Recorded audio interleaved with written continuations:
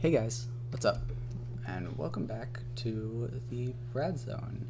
And today we're gonna listen to some music. I had a good time doing this last time. We did it together for the Caves and Cliffs soundtrack. But today I actually wanted to do something a little different and show you a couple of songs that I already know and that aren't video game related. Maybe if you've skimmed over what we're looking at here, you'll notice that we're going for classical music, or at least music that is meant to be played in concert, like a symphony or an orchestra, or, as is the case for many of these, by high school band. So, yeah. We're not going to go through this whole playlist. This whole playlist's like over 3 hours long. And that's not even all of the videos. 5 of them are hidden. This bothers me. I wish YouTube didn't do this. I understand if they want to hide the unavailable videos from, like, people who look at the playlist, but I fucking made this playlist. Why won't you show me what videos you've hidden so I can replace them? Anyway,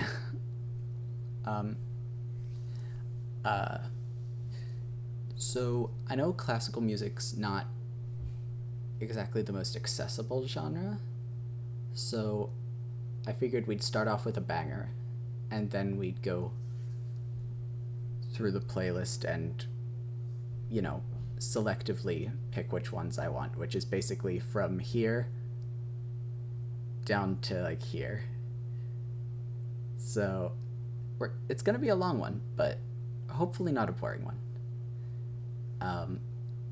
And I really do hope you guys enjoy. And there's so many different people who have uploaded all of these different songs, and I might get copyright struck for some of them. Classical music's generally safe, but some of these aren't old. Do you know what I mean? Like, Kevin MacLeod, of course, is in public domain. That's like the whole point. But I'm not certain about Brian Sadler. I'd have to experiment with that first. So actually, let me pause the recording and try and figure out which one of these we can play. Because I would love to listen to these with you guys, but I also don't want this video to get taken down. Alright, I'm back, and I have some strange and potentially bad news. But the good news is I've decided I don't care. So I've checked all of the songs that I wish to listen to today with you guys. And 2, 3, 4 of my favorites got flagged on this website, eproves.com. It's a website that is able to check to see if a video's got copyright in its audio. So what I'm going to do is I'm just going to listen to, because here's the strange thing. David Holsinger, now, if I'm correct, I believe he's a pretty recent composer as well. That one had a strike, but strangely, Kevin MacLeod had a strike. Gustav Holst and Night on Bald Mountain had strikes, and these two are ancient compositions, okay? I don't know who could possibly own these. But Kevin MacLeod clearly seems incorrect. But then again, there was a channel that pretty much exclusively just uploaded Kevin MacLeod music for people to listen to that was taken down, and I don't know why it was taken down. I don't know if it was forcefully or if the person just, you know, deleted their own account of their own accord, but I've always been a little scared of Kevin MacLeod ever since then. Because I had a whole playlist of music that I liked from him that just got completely like removed. It was decimated. It was more than decimated. What's the opposite of decimated? Like, what, like, non-amated? Like, it wasn't 1 in 10. It was like 9 out of 10 videos got taken in that playlist. It was disgusting. It was horrible. But Brian Sadler, another recent composer, who he still composes. So I feel like he would have some sort of copyright protection because his music is currently being sold. I don't know if the audio is being sold, mind you, but the sheet music goes for like, 90 to 100 something dollars. So I've decided that I'm just going to listen to all of it, and what happens happens. And if YouTube tells me that there is a strike on my video, then I will take down the video and edit it. But if it just tells me that I won't be able to monetize the video, then I don't care, because I don't monetize these anyway. Now, that's all taken care of. Hold on. Just had to make sure I was recording. Now that that's all taken care of, let's jump in with Scramble by Todd Stalter, another more modern composer, I believe. This was uploaded by Jared Hira. May the concert continue. Thank you, Jared. This one's a fucking banger. There's a reason I chose to start off my playlist with this one. I'm going to... one moment. Okay, I have turned down the volume a little bit for the music. Hopefully it's not too much. We will see. We will see. So, without further ado, this... Sorry, hold on. You're telling me this is 720p? Look at this image. Okay. Without further ado, Scramble by Todd Stalter. So fucking immediately this shit just launches itself at you. Listen. That little bum bum bum bum. That was my part. We played this in band.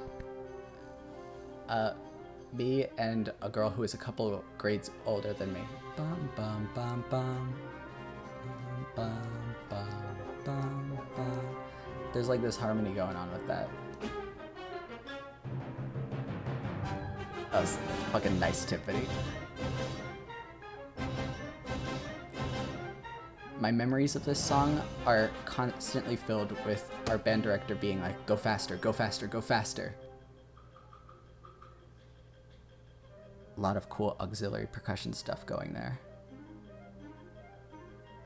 Dun dun. And then it slows down.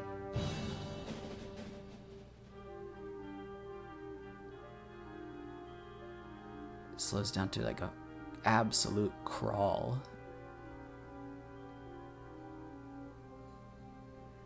And then it just sort of like settles in. The deep brass is really good in this song. It's very menacing, foreboding. Oh, but what's that? What's that in the distance? The fucking mallet instrument breakdown.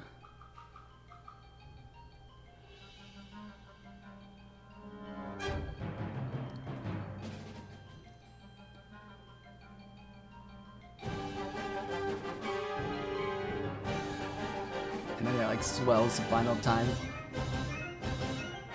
Oh, I love that part. That like boom.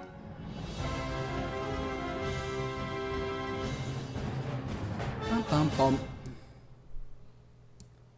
There's a part there that's like where at like the glockenspiel, the like, you know, the bells, they're going like ding ding ding ding ding ding ding ding ding ding ding ding ding ding ding ding ding ding, like towards the end. No. This part, yeah. Huge. Fucking, what a huge song. I love that one. That one's just like so exciting. You might not hear it in my voice or anything, but that's just because like I just woke up and took a shower, and like hot showers make me like sluggish. I'm like an inverse reptile. I don't know, is that a mammal? Anyway. So we're gonna skip all the way down. Now that you know that I'm not fucking around with this playlist, okay? Now, Bright Shining as the Sun, The Poet and Peasant, The Keystone, and Now the Day is Over are all excellent compositions. And of course, you all know the Flight of the Bumblebee. You all know Flight of the Bumblebee. I don't think we need to even listen to that one. You know it. You know it shreds. But these ones, these are all good, but they're not amongst my favorites. My favorite compositions tend to be more of like I really like suites. Suites are really good, which is what the next three are going to be. You can tell because they're long, but that also means there's 3 songs in one, so don't click off just yet. And then after that, we've got a bunch of good shit. I don't even know what to describe these for as. They feel like suites. Well, Mars is part of a suite, actually. The Planetary Suite by Gustav Holst, but also like Mars is the best part by far. Like, let's be honest with ourselves. But we'll get to that later. What I was trying to really impress upon you is that these 9, whatever. These next 3 are, they're separated songs, but they're very good. I don't know. It's hard to explain why I like suites so much. It's like sort of like a whole story arc in one composition. Do you know what I mean? Like, there's 3 sections. Each one's different. Each one has a different mood, but also they're all tied together by a common theme. I don't know. I really love that. This is 3 Diversions for Band by Robert Washburn, and it was uploaded by Woodface69. Thank you, Woodface. I've been listening to this for many years. I was gonna say, I wonder if I even put a comment. No, I rarely comment on music videos because I'm always scared that by drawing attention to them, they'll get taken down. And obviously, it's less likely with classical compositions, but it's something I've learned from listening to video game music on YouTube for years. So here we go with 3 Diversions for Band. This is a weird one. Oh, also shout out to Sheridan High School Band from Arkansas and Julia Reynolds, who directed them. Yeah, because in 1983. Shout out to y'all. This one's weird. Just has this weird little like auxiliary percussion, like bink bonk intro. It's like almost just tentatively sort of like testing the waters here. You're gonna want to watch out for that xylophone in this song. I'm just telling you. I'm warning you now.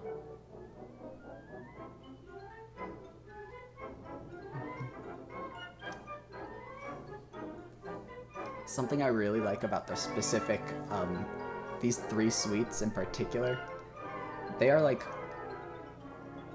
demented in nature. I don't know how our band directors, we had several, found them, but I'm so glad they did.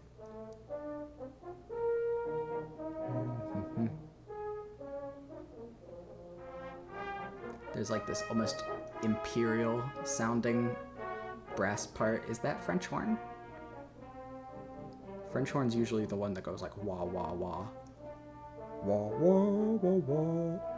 Right? I think that's a French horn.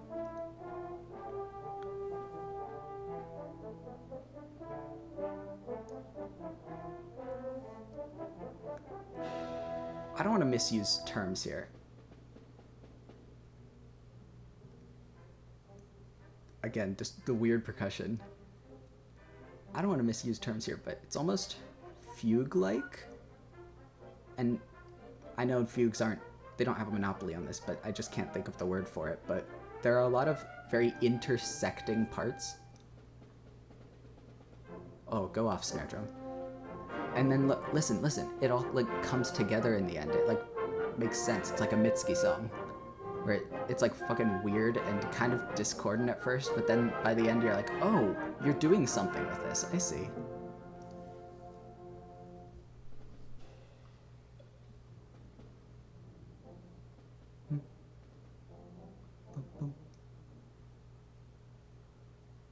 The timing for this song was fucking weird. I don't remember if I played anything during this song, but I always remember being like, ooh, what the hell? At that part. But there's a lot of like different sort of melodies and rhythms that are like flowing in and out of each other like a helix, you know what I mean? And I know fugues do that, but it's not exclusive to fugues, obviously. I wonder what that's called. If you know more about me than music, then tell me what that's called.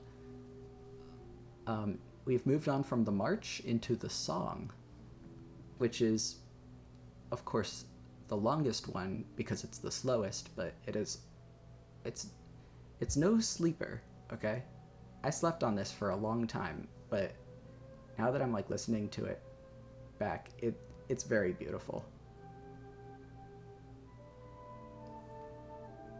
Just a nice sort of like pretty flowing sort of like interlude section.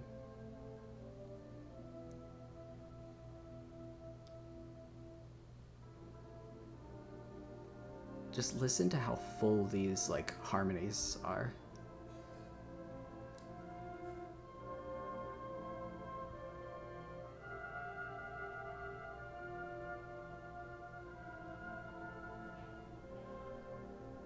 And it's like, now I say that they're full harmonies. They get fuller as you go along. At the beginning, they're kind of stripped down a little bit, much like the very beginning of the song, where it's like sort of tentative, sort of sneaking in, and then suddenly it fucking bursts.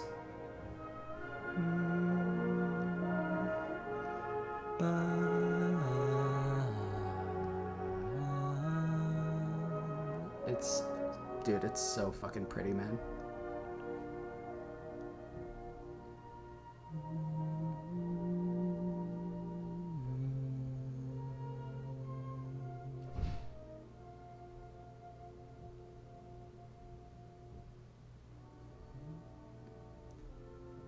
And then there's like something's approaching. Like, what the fuck is that?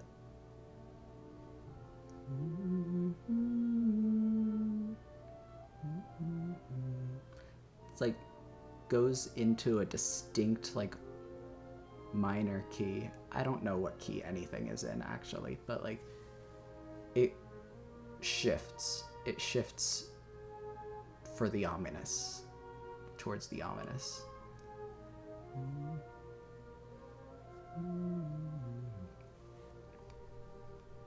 This song might actually be a bit quiet.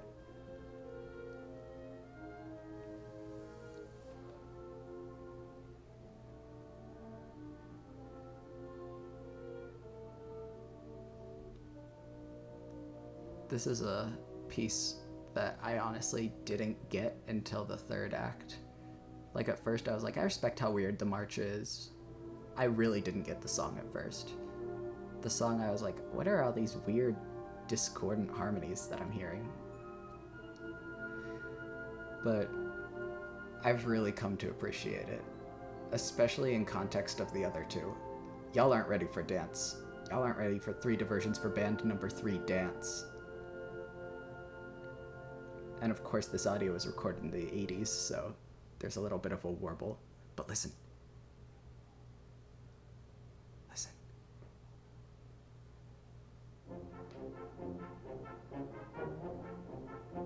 It's fucking bounce.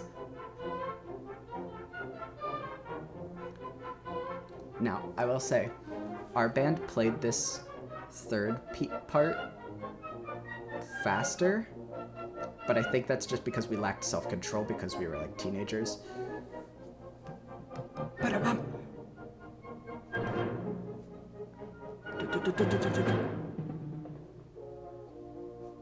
See, dance is my favorite part because it brings in the strange piecemeal auxiliary percussion of the march and the almost ominous, discordant like harmonies of song, and adds this absolute manic.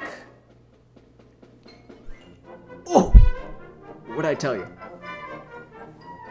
What did I tell you about the fucking xylophone? You have to watch out for the xylophone in this song.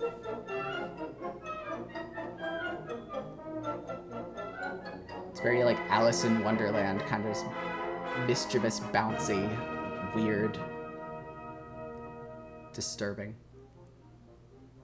Boom, boom, boom, boom, boom, boom, boom. Here comes the theme from Song. Or I think it's from Song.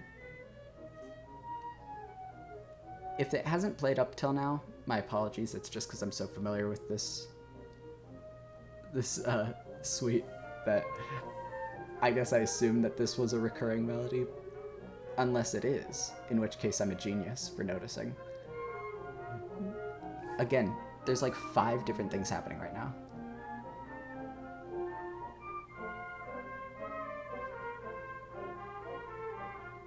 There's like the bump, bump, bump.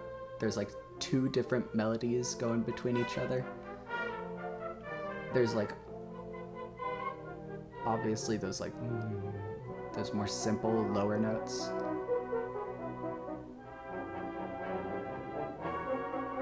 Oh, here we go.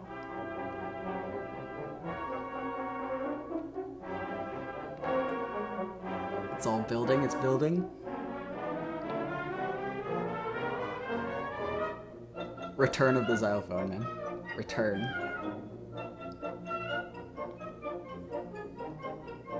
The kid in my school who played this part was like crazy good. Which is maybe why which is maybe why our band director was so comfortable in letting us speed up, because he knew that he would be able to handle it. Oh, listen to that French horn.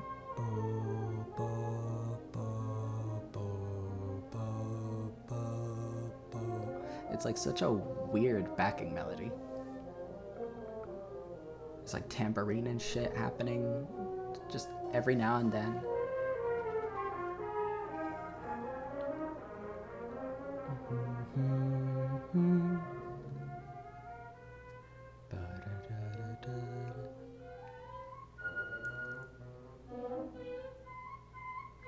Everyone gets a turn on that part. And then finally the part where you're supposed to speed up.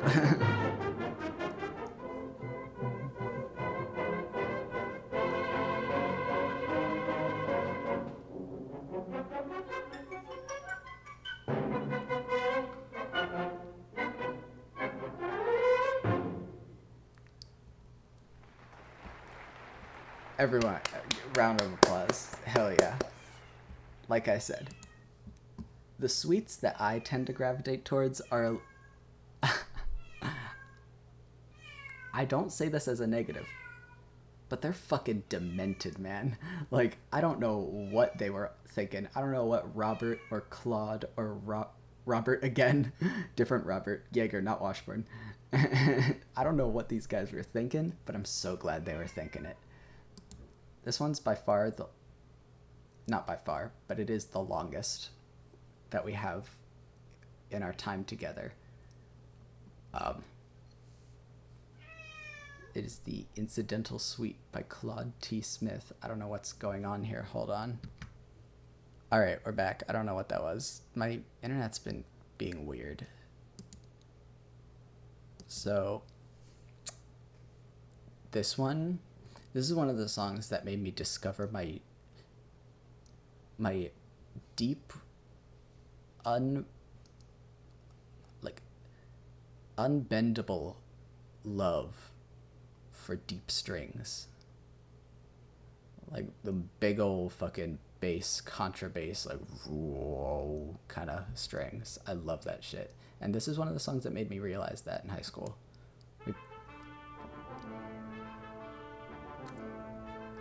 This Incidental Suite is divided into 3 movements as well. This first one is Tarantella. There's nothing to watch for this one. This is an audio-only video.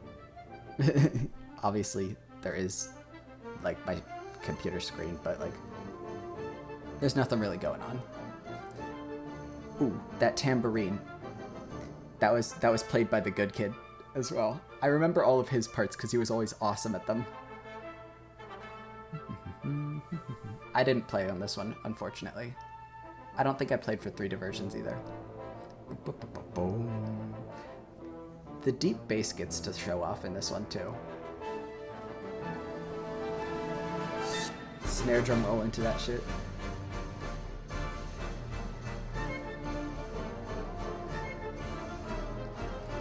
Now, playing a tambourine's a little bit harder than you might think. You have to hit it without making it sound like a tom, like a doom. Oh. Is like an oboe and a bassoon, I think. And then a clarinet comes in, I believe. Forgive me if I'm wrong for any of these instruments. It's been a while.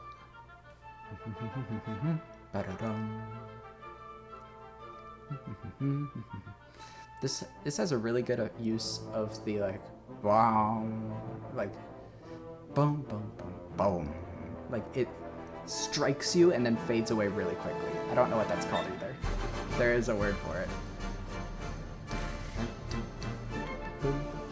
I just love this like rhythm.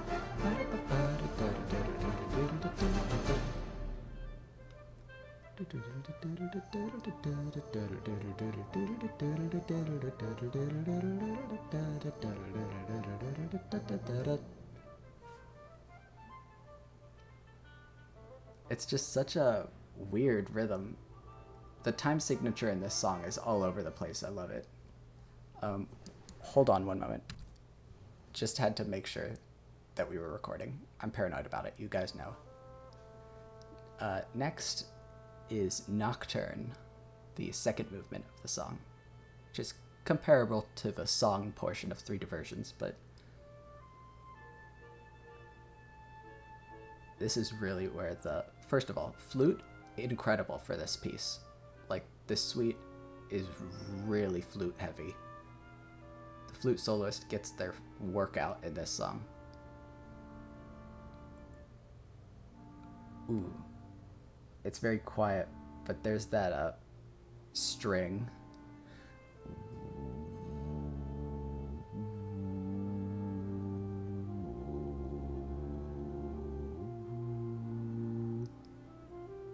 It's so mysterious. It's so strange. I love this one. Oh. Again, the flute soloist is really fucking good. Listen to this.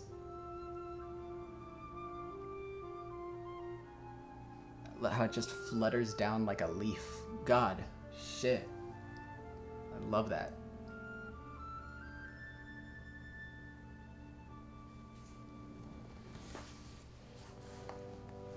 But, like most interlude movements in a suite, there are some really interesting moments where it swells to like this grand conclusion and climax. Oh, pay attention to the timpani here. Boom, boom, boom. The timing of that's always been so weird to me. I have a tough time understanding that.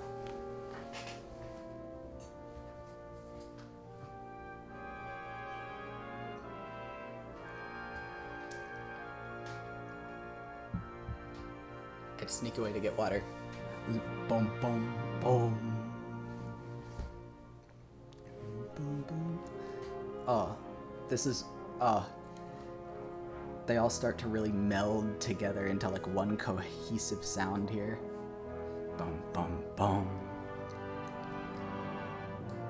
Boom, boom, boom, boom.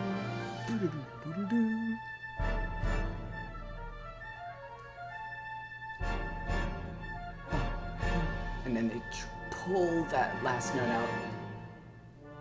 And here's where it really fucking comes together.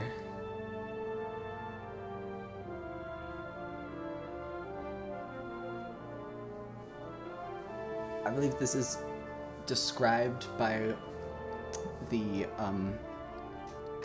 conductor, the band director who was conducting this song, as like, it was either that part or another part in this, where she described it as the only part where all of the instruments are really working together, and they all come together in that one part of the nocturne. Again, though, I was speaking over it, but you gotta appreciate the flute soloist and the full cutaway where it's like only one or two instruments in this song. It really gives you this like sense of space.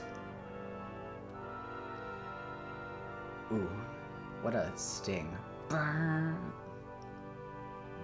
It's like not even harsh or sudden, but the notes themselves are very like scary.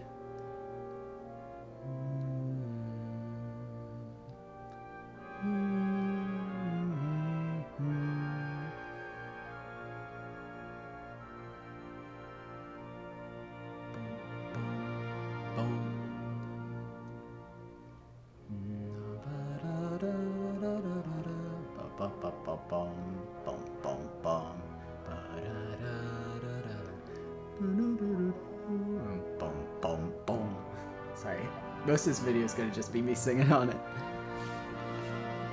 And then the bum bum, the fucking hits. It's this part, it's this part. This is the part where they all work together. Everything becomes one, the melting pot. Ooh!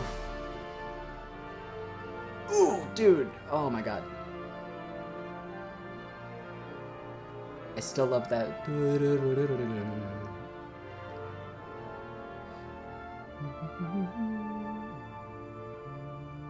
And you know what? She was right. The band director was right about that. That is like the most important part of that entire movement. That's like it's the like true like culmination of all of it. And then as mysterious as it came, it leaves you again.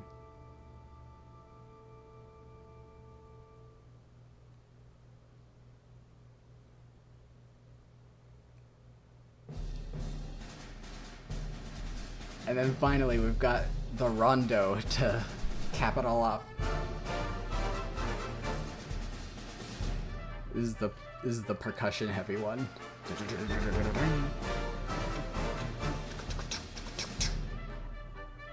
Oh yeah, I did play in this one.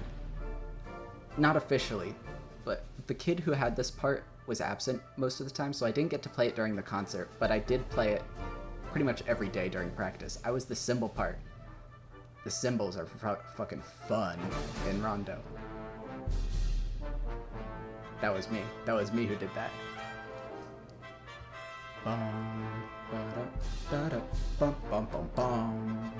Again, the weird rhythms, really strange. This is not a song that you sight read perfectly the first time.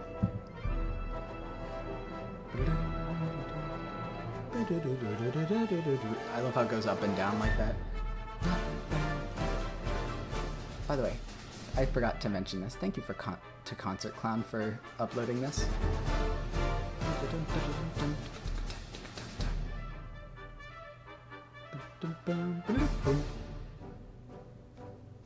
Ooh.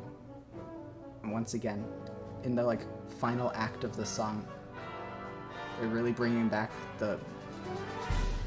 all of those chords from the Nocturne segment. Shout out to Woodblock. Cluck, cluck, cluck. This part's so pretty.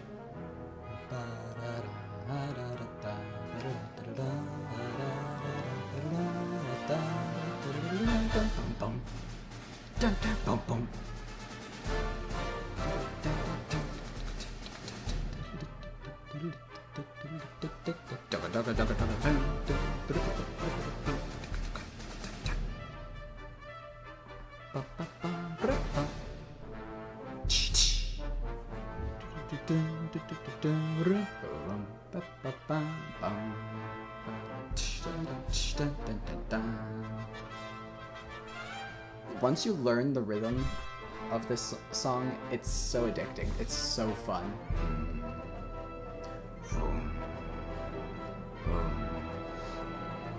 It is unfortunate that, see, I was sitting right next to the deep string player. There was only one at our school who was playing in this song.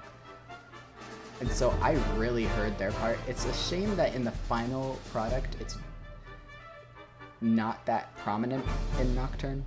Oh, and here's the conclusion. Bum, bum, bum.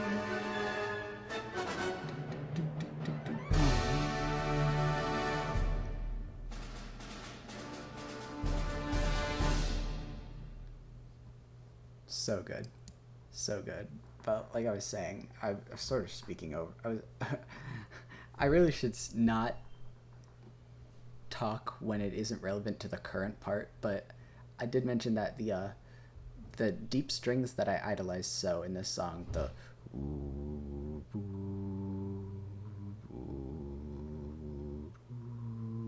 in the Nocturne segment, the movement.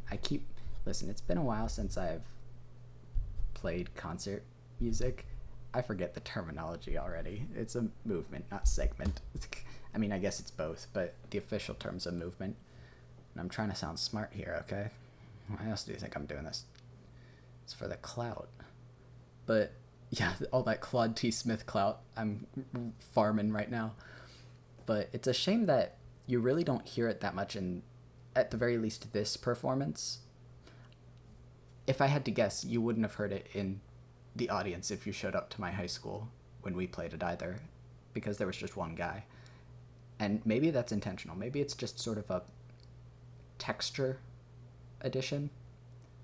Like, you don't notice it unless you're really searching for it, but it lays the foundation for all of the other parts to not sound weird. Composition's a very tricky and complicated thing, so I'll give that a like. I do like this composition. Finally, we have the third suite in our lineup, which is the third suite by Robert Yeager. And actually, we have a video of the sheet music right now. And this was uploaded by Alfred Music Concert Band, so I think we used that actually. But yeah, thank you, Alfred Music, for uploading this, because this shit shreds. This is my favorite one by far, I think, actually. Not just because it's the shortest and I have a short attention span, but literally just, you know how I said that these are like the weird suites, and that usually, like, there are a lot of conventional suites that you listen to, and these three aren't among them. Yeah. This one's the weirdest of them all, in my opinion. And again, we've got a march and we've got a rondo, but we've got a waltz in there instead of, you know, a song or a nocturne. You know, there's similar things that tie a lot of suites together, but then there's no formula that they stick to. So without further ado, let's get into this one. And actually, okay, some very minor further ado later. I just had to check to see if I'm still recording. I want to do that in between all of these videos, actually. Here's the third suite.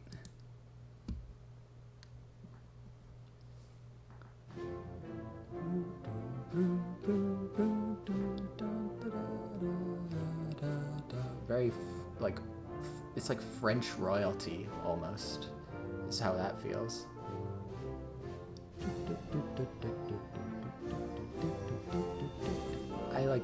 I still don't know this one. Rhythmically, I still have no clue what some of these parts are doing. This one starts off the most conventional out of the three, I think.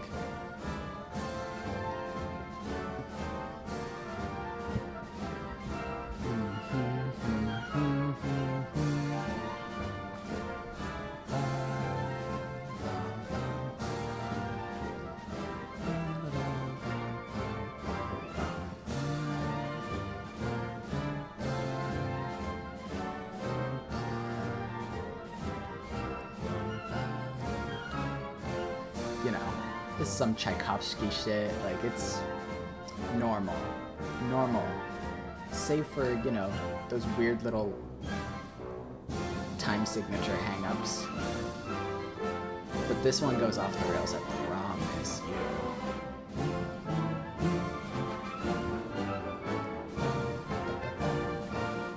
Here's the fucking March segment.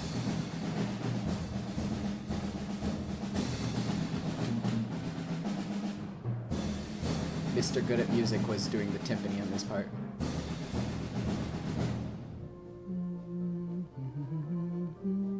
I don't think I got to play in this song either. Guys, I was robbed in high school. They did not let me touch a suite. That's not true. I played a couple of suites actually, but none of the cool ones.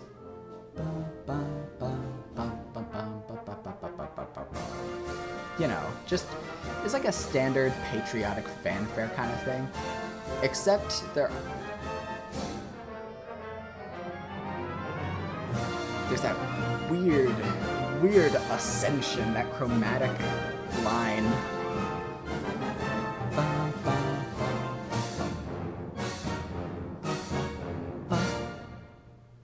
So already, Robert Yeager's sown the seeds of the weird turn that this music is going to take and is currently taking as we speak.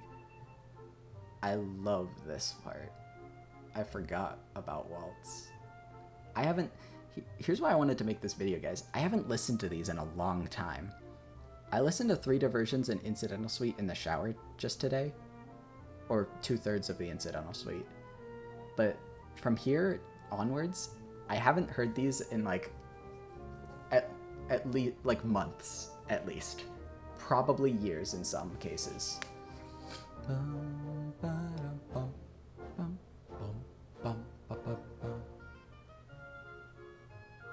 Ooh, really good. I think that's an oboe. Oh wait, yep. Boom boom.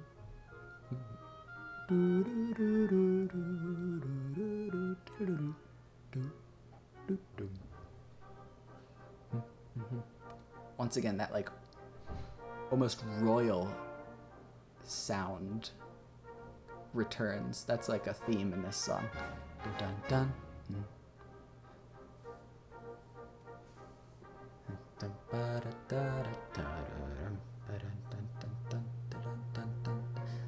This whole song is like order versus chaos the whole time. Listen. Ooh. You know how I said in Scramble how the director was always like, go faster, go faster? At this part, he was always pushing us to go slower. It's like as slow as you can go and then go a little slower. That's how that part goes.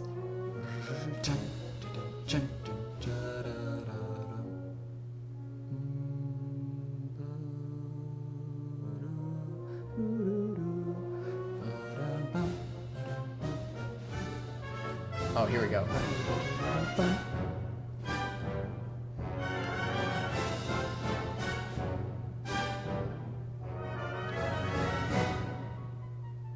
And once again, just like in the last suite, that flute just gently floats down like a leaf.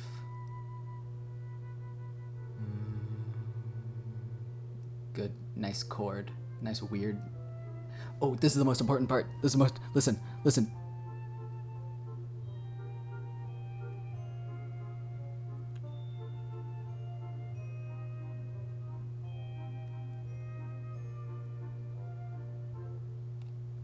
Ah, I love that. This part's cool too. Bum, bum, bum, bum, ba-da-ba-ba. There's an offbeat like bop, bop, bop, bop, nature to it. Ba-da-ba-ba-ba-ba-ba-bum.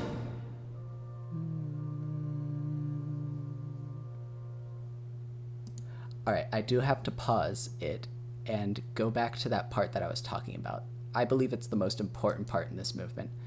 I didn't play this part, and I didn't play anything in this suite, as you know, but I was walking around like helping like people who are younger than me with their parts. And this one, I was like, listen, I was like, you don't have to know any other part of the song, but you have to know this part. This is the most important part in the whole fucking, like, for you as bell players, like, this is your moment.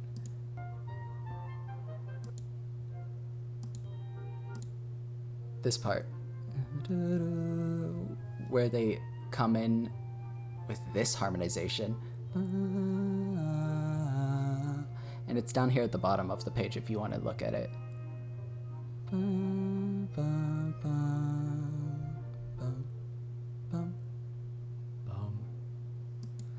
Yeah, and so then we have that finale, and then a really nice closure note, you know, and then finally rondo.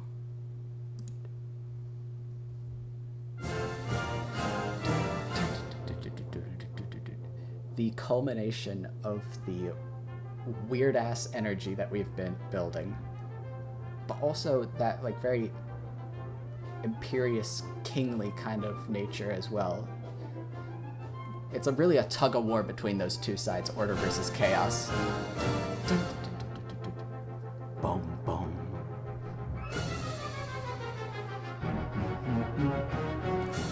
Such powerful fucking low brass in this part.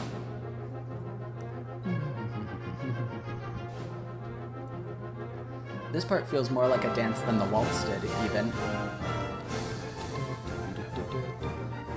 Also, I realized that this one's probably a little loud. Listen to this flute part.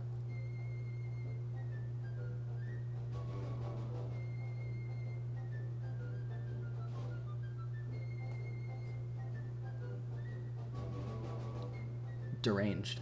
Crazy. I love it.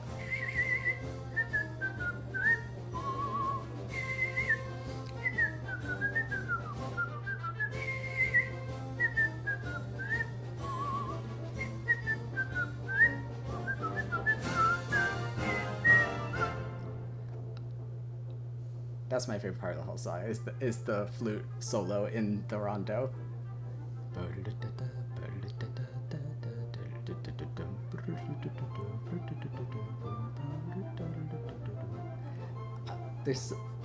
I know you can literally visually see it, but there's so much going on. Everyone syncs up. Oh, ugh, that note. I love it.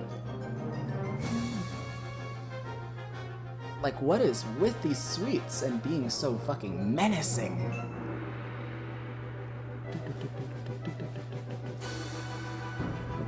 Boom, boom, boom. It's like a scream. They're like, bah!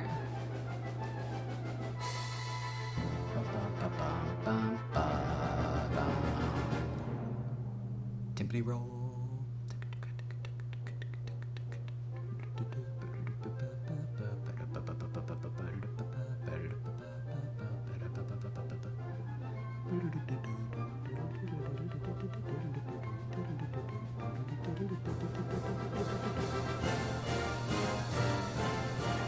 Fucking hit that shit, man. I love it.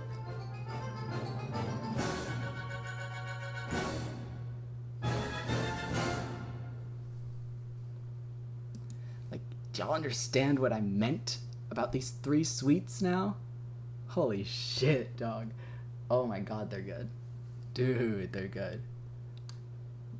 Okay, so now we're getting into dangerous territory. And depending on what happens next, I may or may not end up cutting these. Hopefully not, though, because we're about to enter my fave zone. These last four are like my long-ass babies that I adore. And these two are just ones that we played in band that were really fucking good. I don't think we didn't play any of these three in band. We did play Marche Slave, but not in band. I was briefly a part of the orchestra, which, if you don't know the difference between those two, the orchestra focuses on string instruments, and the band is more like wind instruments. Both of them have percussion, though, and that's what I played. So I briefly joined orchestra just to help out. Then I got repaid by having a homophobic director who outed me and my boyfriend to his parents, and we had to break up afterwards. Yeah, fuck you, Mrs. Scanzello, by the way. I don't care if I dox you. Anyway, you know, it doesn't have bad memories attached to it. The Gathering of Ranks at Hebron. Ooh, this one's good. You gotta trust me when I tell y'all this one's good. So, as we approach the hour mark, let's jump into David Holsinger's Gathering of Ranks at Hebron. I played bass drum in this one. See if you can find it.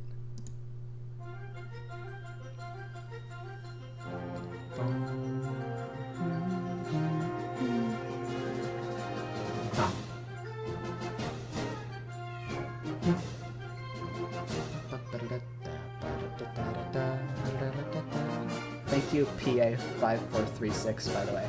This is such a triumphant, resounding song. Oh my god. Oh my god. Listen to these cinematic tone shifts. Heroic, even. I love this shit. Not just heroic, though, but whimsical.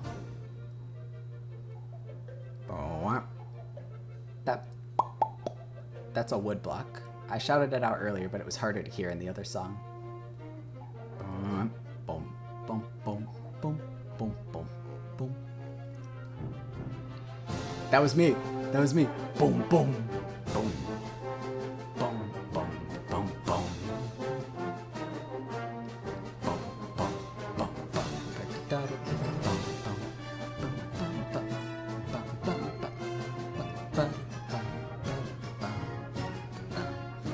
This one's just a banger. Like, I can't even, like, analyze it properly for you guys because it just fucking shreds. Oh, this part's fun.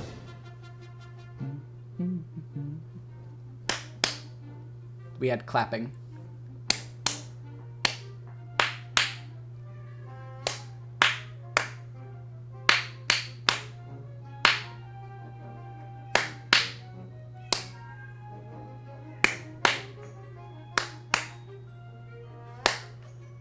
Ah, I fucked up the final part. Give me a break, it's been like 5 years. Probably more, actually. Boom, boom, boom, ba ba ba bum bum. Oh, I love those triplets. Ba ba ba bum. Ba ba ba bum bum. Oh, this is my favorite part. Ba bum bum.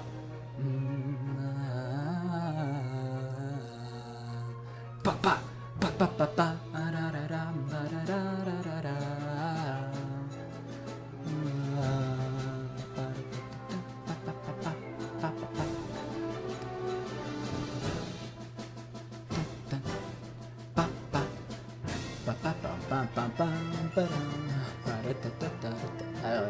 Listen to the front.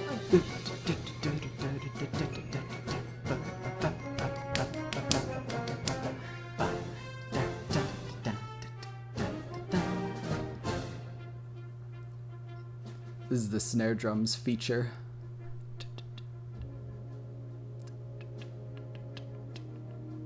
All of those, like, loud notes, those are all accented. So, like, that's not just him being creative or anything. That's in the music. I don't know if you noticed that. The bells were like, bum, bum, bum, bum. Oh my god, listen to the...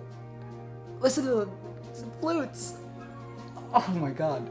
And the fucking wind chimes, man. It's such a magical song. I've been looking for a word to describe it, and it's genuinely just like heroic and magical. It's dramatic. It's climactic. It's beautiful.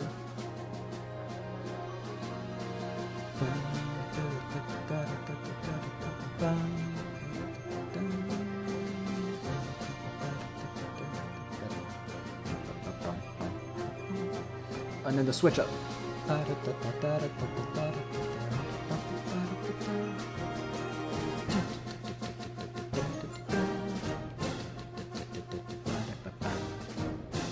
Here we go.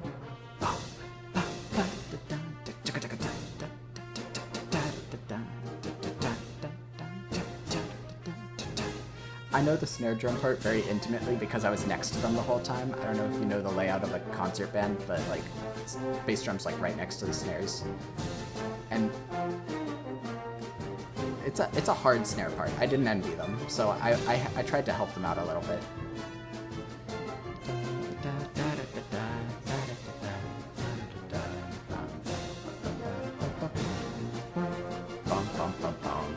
There's the deep brass with the triplets. Bum bum bum bum bum bum bum bum bum.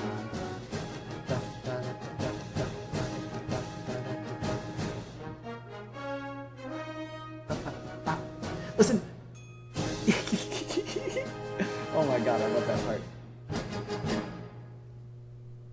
Oh fuck, what a banger. David, if you're out there, hit me up. I'm your biggest fan. David, I am your biggest fan. Where are you at? Oh my god. Oof. That clapping part really hits. I didn't clap fully because I didn't want to blow out my mic and distract from the song. I was like just doing finger to palm claps. But man, that shit's so fun if you're just gonna like haul off and just really clap. Oh my god, it's fun. Not a lot of parts had the ability to... The unfortunate thing about the claps is that only people who weren't currently playing at that part were able to do it. And so you had to like really fucking clap if you wanted it to be heard at all. And I was like the leading advocate to keep the claps in the song. I was like, if there are no claps, then I'm not doing this shit. I need the claps in the song. And so there were a lot of people who didn't play that were like giving up on it. I was like, clap. I was like holding a gun to their house, clap. Figuratively, of course. I don't own a gun. But yes, that's one of my favorite ones that we've ever done, ever in band. That was like one of the first years that I was in band. I can't sing enough praises for Gathering of Ranks at Hebron. Now this one, my man Brian Sadler, he is a brass boy at heart and he knows it. And god damn is he good. He's good at what he does. Action brass, exactly what it sounds like. Behold.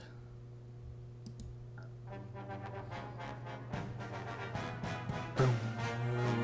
Boom. I was the timpani for this part. Boom. Boom. Boom. Boom. You can't hear it in this version, unfortunately. I don't know if it's absent or if it's just very quiet, but trust me, I was playing it. Dum. Dum. Boom. Boom. Boom. It's too deep for me to go.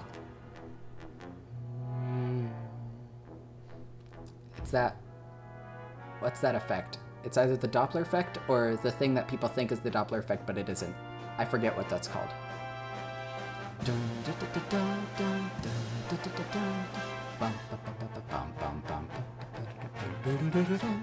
This is the most dramatic. One of the most dramatic. Oh, this song was hard for timpani because I had to tune in the middle of the song. I think that part where it goes dun dun dun dun dun dun dun dun. I think I actually played some of that in the timpani part. I might be misremembering it entirely. Oh, but then it just drops out. Listen to this brooding.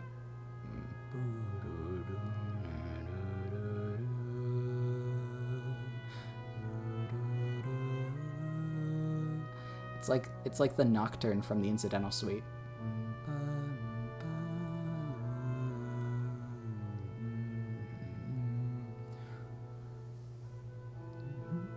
Again, a lot of kick-ass flute solos in this.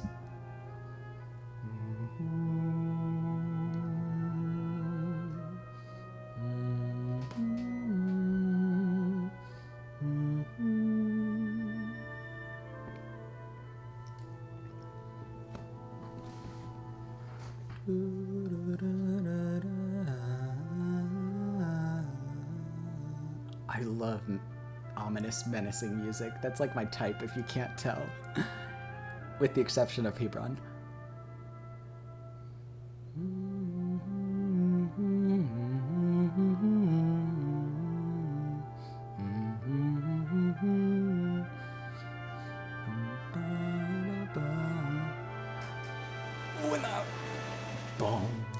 boom, boom, boom. Here's another part where I had to tune. Boom, boom, boom. Obviously, I tried to not make it do the sound because that's like not very professional, but like it was the same drum as the last note, so it happened a lot. Oh, here we fucking go. Here we fucking go. Ba ba ba ba ba. Boom, boom, boom, boom. Boom, boom, ba ba ba boom, boom, boom, boom, boom. Boom, ba da ba da boom, ba da ba da boom. Boom, boom, boom, boom, boom. Oh fuck, what's that technique called? Where it's like a punch and then you just sort of pull it back a little bit. Where it's like a ba. What is that called? The trills.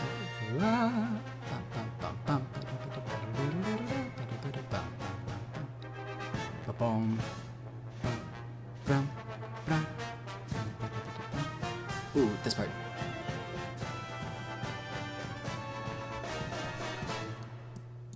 I love that ending part where I don't know what instrument is that? Is that saxophone? Is that saxophone? If so, shout out to saxophone. Shout out to the saxophones of the world. And if not, shout out to whoever the fuck that is, because I love that shit. Ooh. Alright, we've had a couple of short ones. We're getting back into long territory. Because next up we've got Marche Slave by Tchaikovsky. This, of course, was the one that I played in orchestra. I forget what I played in this song. It'll come to me. Tchaikovsky, you would think, as like the famous Russian composer. By the way, shout out to Brian Sadler for that. He was the one who uploaded that video, actually, so I hope he really does. I really hope he doesn't take this down. But yeah, I love Brian Sadler's work. I'm subscribed to him. I don't know if you guys hold on. Here. I don't know if you guys noticed, but I am subscribed with what? I don't have notifications on? Ah, god damn you, YouTube. Oh, hey. New Minecraft Empires episode. We have to not get distracted, though. Brian Sadler. An action-packedness of a movie soundtrack made for concert band. You're absolutely right. Picked for editor's choice for J.W. Pepper. I don't know who that is. Yeah, if any of y'all own a band, buy this sheet music. I'll shill for Brian Sadler, okay? This guy's underrated. I think he's a genius. In fact, I have another one by him on here, Concerto for Contrabass Trombone / Tuba, and this one's crazy. This one's wild. It's truly, truly some outrageous shit that he has pulled off. He's got a lot of really cool stuff. Let's take a brief Brian Sadler tour, actually. This one's only less than a minute. This is Desert Discovery. I love this one. Only 4 likes. Guys, this is a crime. This is a hate crime that Brian Sadler doesn't get more than 4 likes for this song.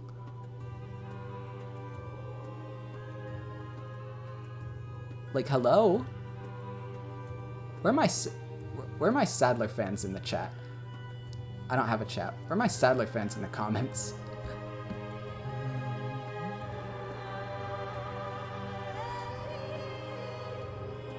The vocals. Shit. Brian. Oh, I'm such a Brian Sadler stan. Really. Go to that website. Go to briansadler.org. I'm shilling for this man now, openly. Here is this the one that I'm thinking of, actually? There's a...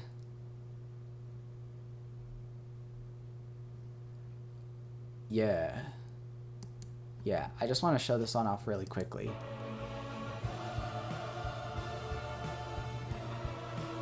There's this whole intro. I just want to show off how crazy this is. This is for really difficult instruments to go fast on.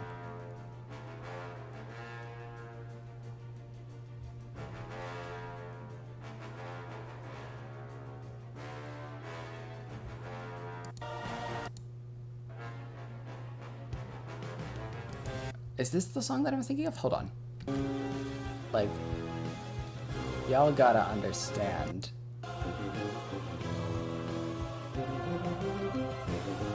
How difficult this is.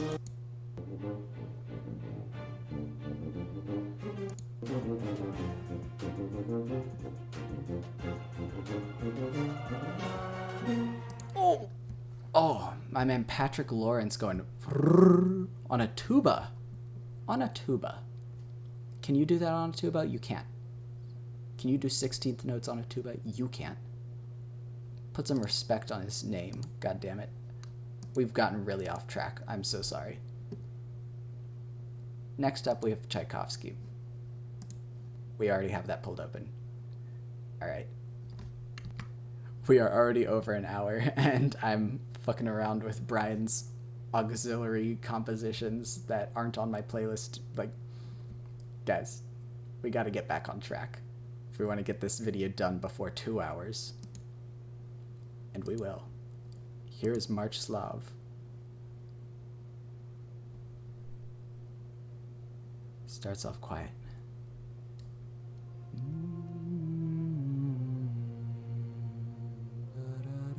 Tchaikovsky is the guy who did the overture with cannons, by the way, if you haven't seen this.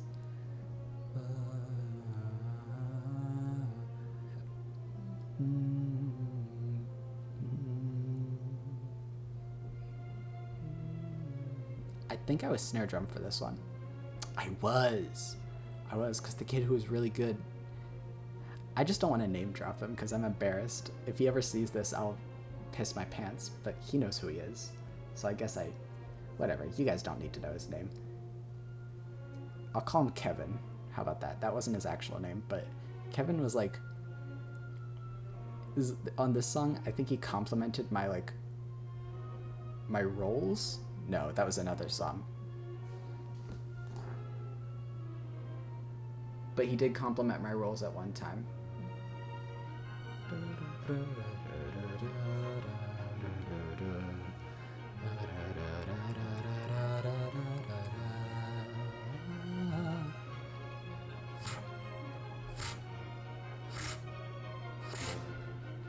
You know, just snare drum things.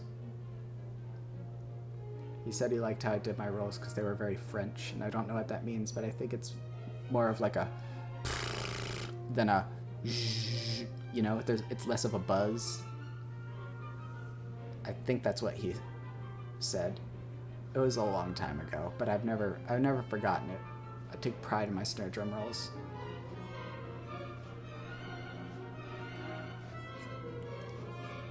Sorry, not to distract from how fucking cool the music's getting right now.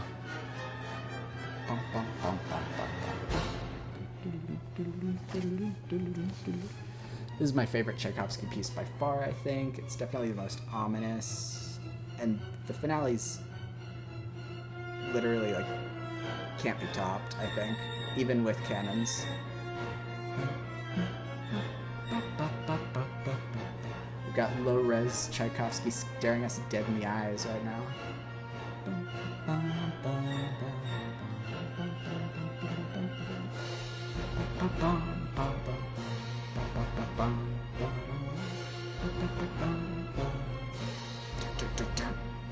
Again, there's like triplet ba ba.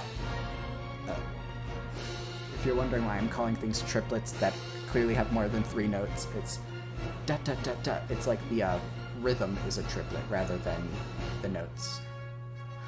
Boom boom boom boom boom boom boom.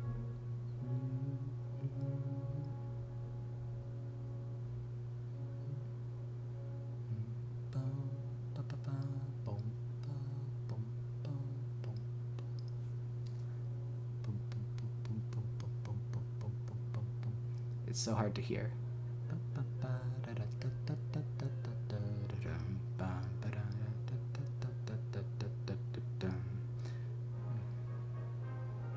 I hate quiet rolls, but this part is really hard for me because you have to be super quiet, otherwise you'll pierce through the rest of the instruments.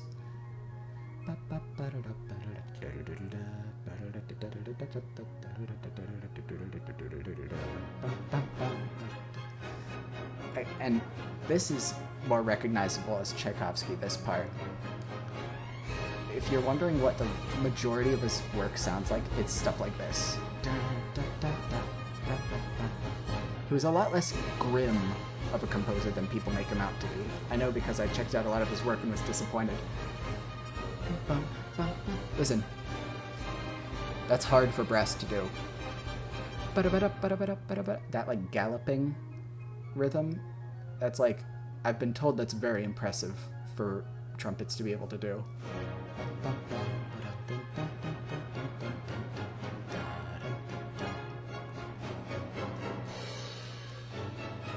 Oh, here fucking comes the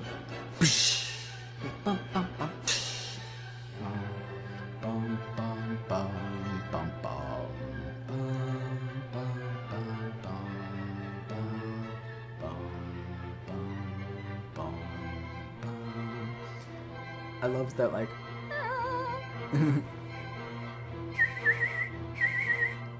of the, like, flutes, I think, because it's so panicked.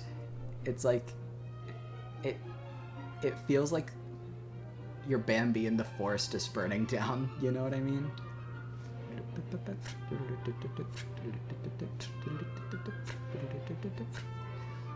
And a lot of these are flams, not really rolls. Some of them are like double flams. I forget what they're called. Probably like phallams or something. It's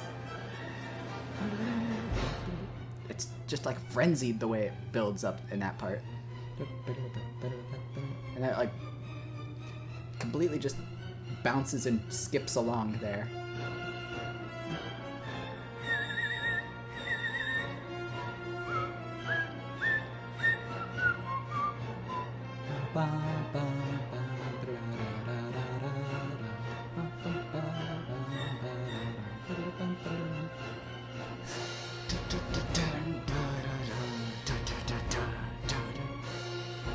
Oh, fuck. I get down to that part. Oh, I was saying something earlier. Oh, yeah, the flams. A flam is like a bra rather than a bra. It's like bra. There's like 2 or 3 notes usually. And like I said, depending on how many notes there are, it's called different things. But all of them are called dumb things. For instance, 4 notes that go right, left, right, right, that's a paradiddle. and notes that go like right, left, right, left, right, right. That's a paradiddle.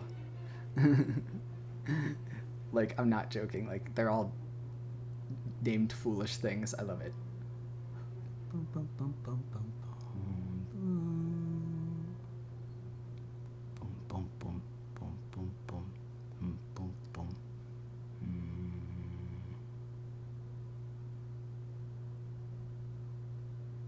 It's not done yet. Don't click off the video. Boom, boom, boom, boom.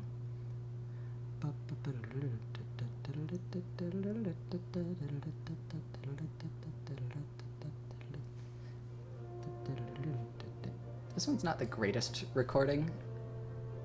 I don't think that's the Wicked North's fault. Shout out to the Wicked North for updating. Not updating, uploading. Boom,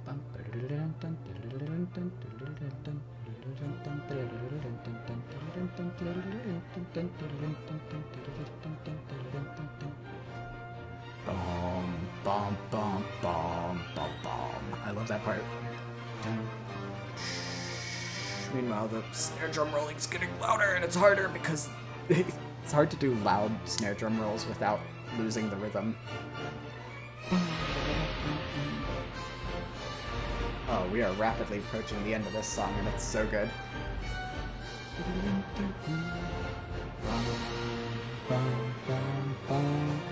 Here comes the best part.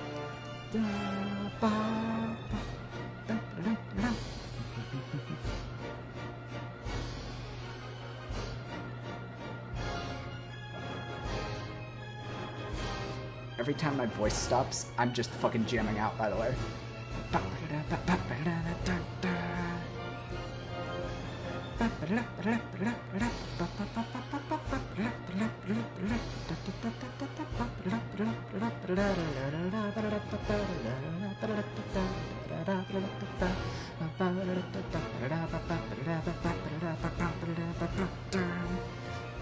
Oh, that's such a fucking thrasher. It's a headbanger if I ever heard it.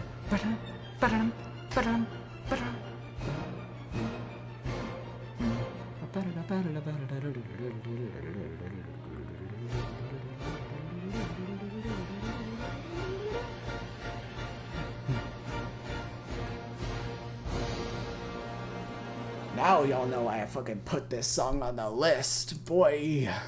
My man Tchaikovsky. Oh, doing it again, the fucking madman. Oh. So next, we have a classic.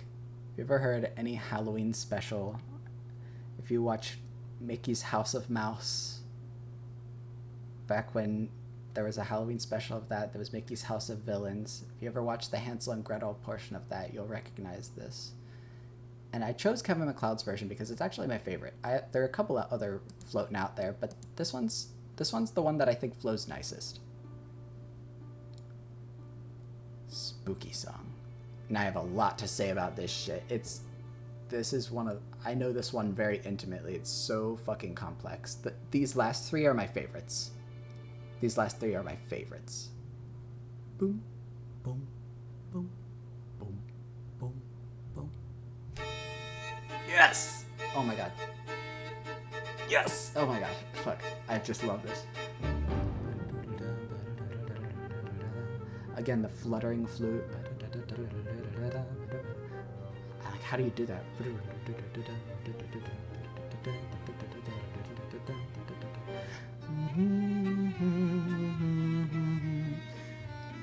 This is the song that like convinced me that I liked string instruments. I was like part of the bandwagon before. I was like, ew, they sound like dying cats, but fucking hello. This is a genius composition, okay? And a genius remastering of a composition. Shout out to Kevin.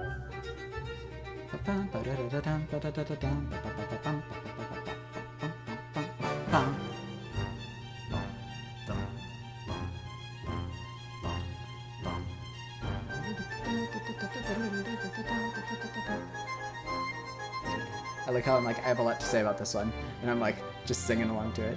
Oh, listen.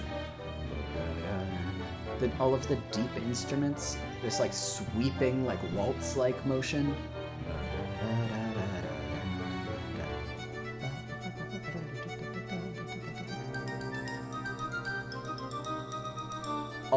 You always need a xylophone in a song about skeletons.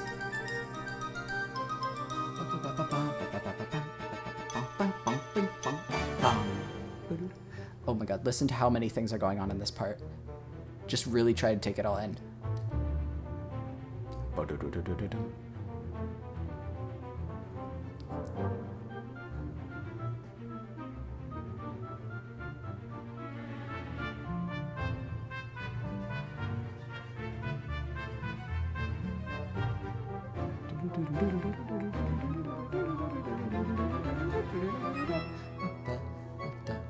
I love that part. There's so many crazy things going on with the strings. But listen to how softly the cymbal crashes.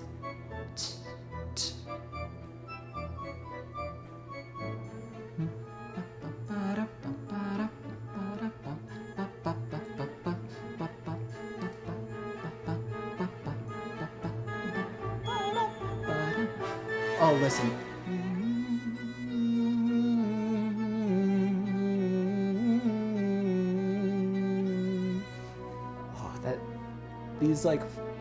These like I don't know if they're violins or violas or what, but these like fiddle solos are, oh fuck, man.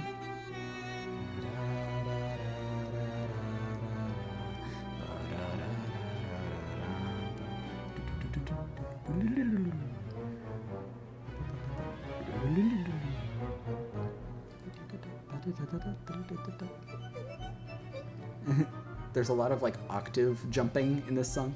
Bum, bum, bum, bum, bum, bum, bum,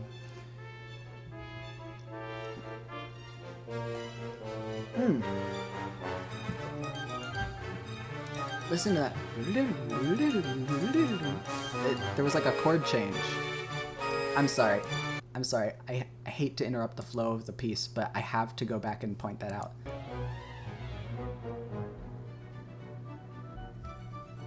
I don't know when it happens.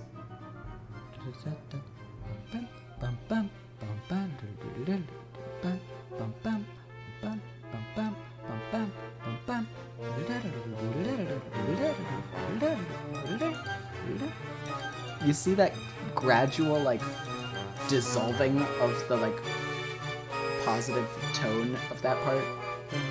It slowly gets more and more sinister and off key. I love it.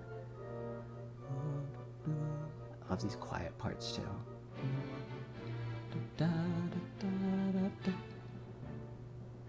We love a good timpani.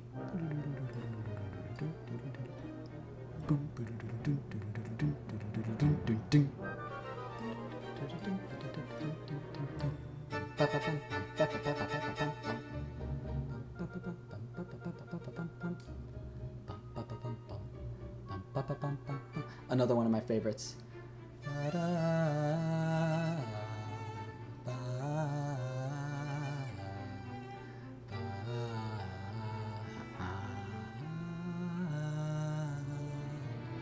And then it's all ominous. It's like a mournful cry, that part.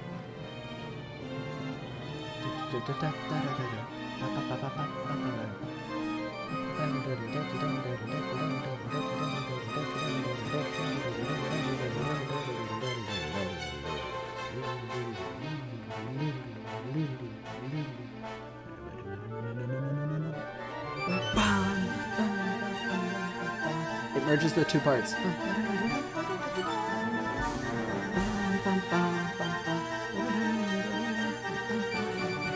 You see the two parts?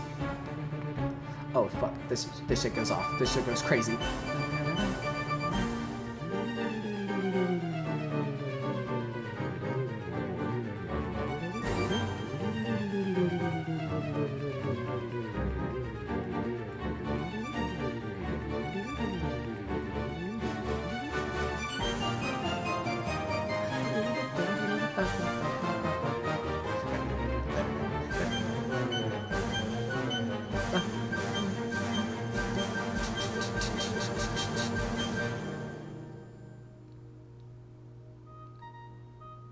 And then the sun rises and the night is over. Oh fuck. That's one of the best like stings like orchestral stings like of all time, hands down.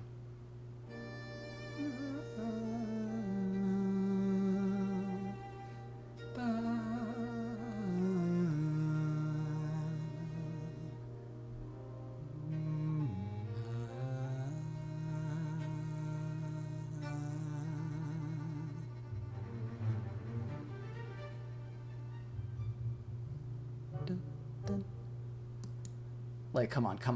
That's goated. That's goated, okay? Like, that's one of the best compositions of all time. Thank you, Kevin. Thank you, Camille Saint-Saëns? Or Sans Undertale. Sans Undertale compose this? Hold on.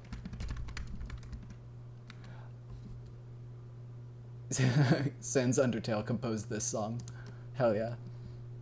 I didn't mention it at the beginning, but you know, this tells a story of like, you know, like this like, you know, macabre dance of like, you know, like these skeletons rising from their graves. It's like this whole like nightmarish reverie, you know, of all the demons and ghoulies coming out to play. And so it starts off with the dun dun dun dun. It's like the ticking of a clock, as if to like signify the stroke of midnight. And then, you know, for the next 6 or 7 minutes, it slowly reaches daybreak. And this is like the sun rising and all of the skeletons going back into their graves, going to sleep, you know, but then it's like, you know, you're not safe, you know. They will come out again on Hallows Eve next year. Wee-hee-hee-hee. Fucking excellent.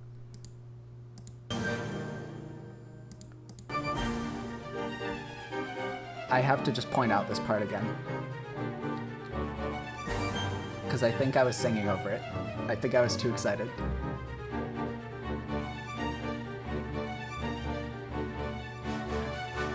This part especially.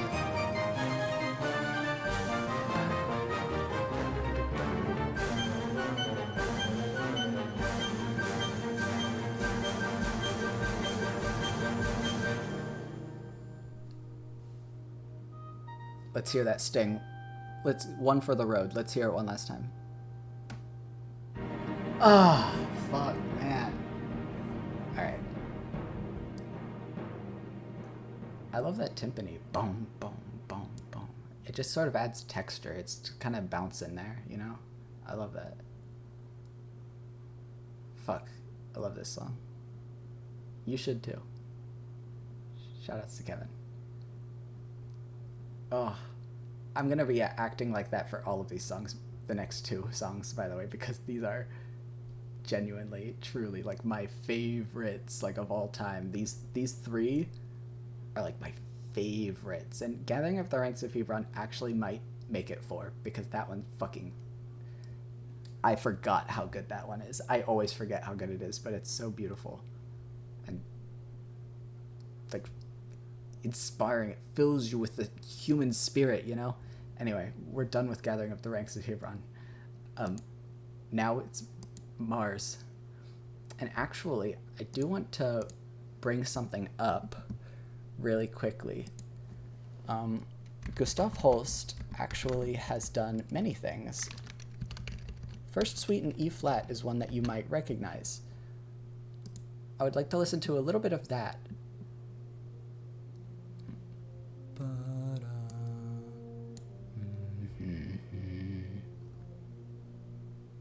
I want you to remember that melody.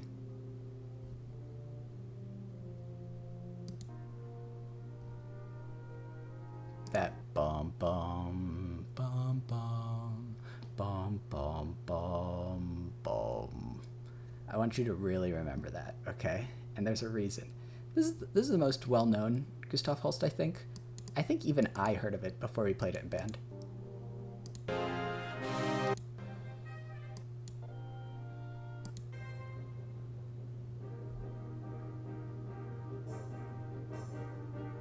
Gustav Holst is goated, by the way. I want to add this to my playlist. exposing myself. Kevin MacLeod Faves. Rip to that playlist.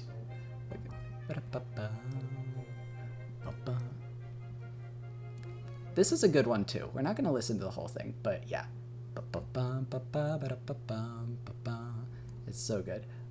Please ignore the Game Grumps remix in my mix section. That's... Maybe one day I'll reveal to you my dark past of music taste, but for now we are intellectuals, okay? We are intellectuals. We're not listening to the full 49-minute fucking suite, but this is the best part of the suite anyway. This is Mars, Bringer of War. It's part of the planetary, like, you know, The Planets by Gustav Holst. And I feel like most people, if they're like even kind of familiar with like concert music, have like heard of The Planets. Because it's just like a cool concept. Like each song is a planet. He just like wrote a song about each planet and like, you know, the mythological connotations of each one.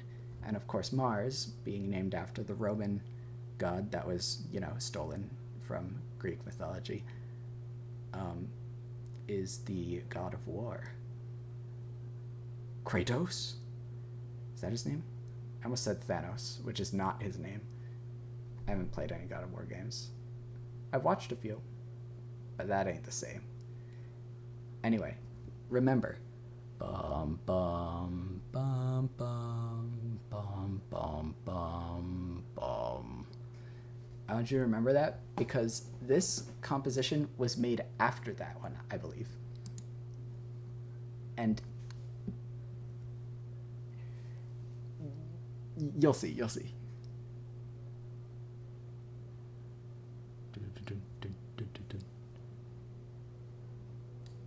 Once again, starts off very quiet.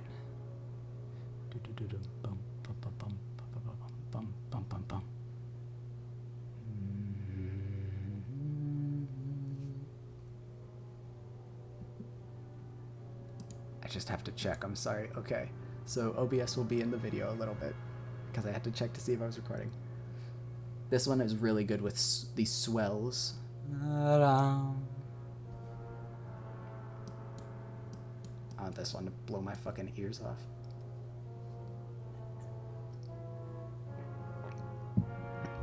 Listen!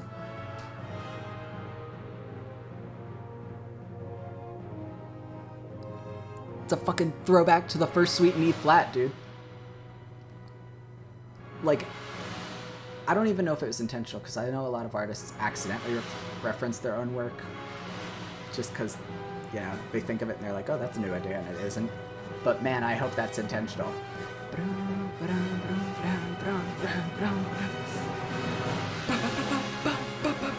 Oh, fuck. And if this song sounds familiar to you, it might, then consider whether you have listened to the Gladiator soundtrack, the Bloodborne soundtrack, or the Star Wars soundtrack, because all three have pieces that were inspired by this.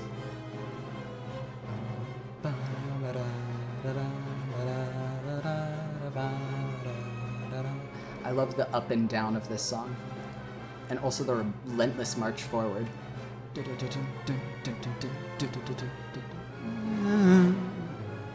Those swells really give it like an intergalactic feel. I wonder if they got that sense back then as well, or if that's just like a thing that Star Wars has instilled in us. Here come the fucking French horns, boy.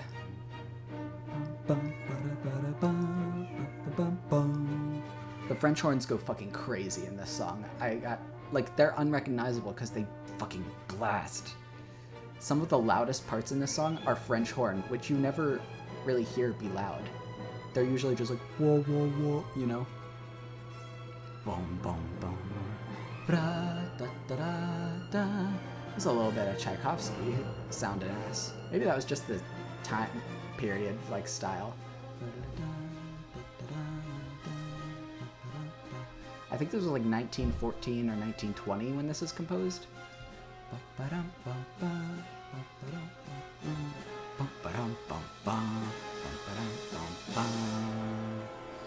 Listen to this fucking devastating blast.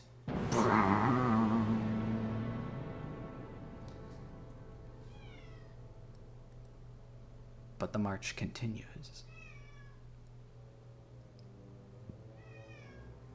Ever so slowly, it continues. Pixie, go away. I'm sorry, Pixie's listening to this song with us right now.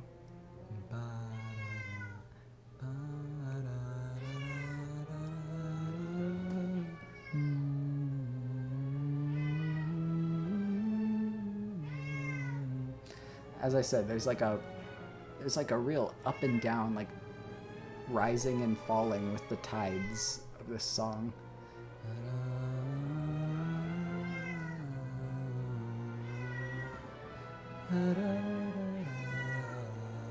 I'm sorry. Alright, I'm sorry. I had to go out there and pet her for a little bit. She's calmed down now. She might start up again. Hopefully not.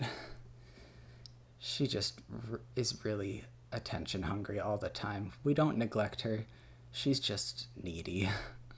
I rewinded it a little bit. Let's continue.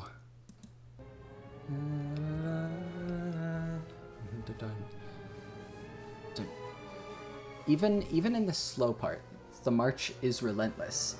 And when I say the march, I mean the snare drum going.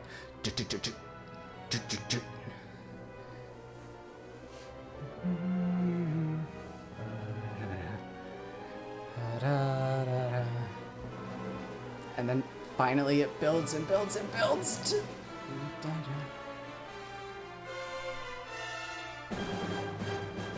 Fucking knock you on your ass. Slammed against the wall. Fucking French horns fucking it up.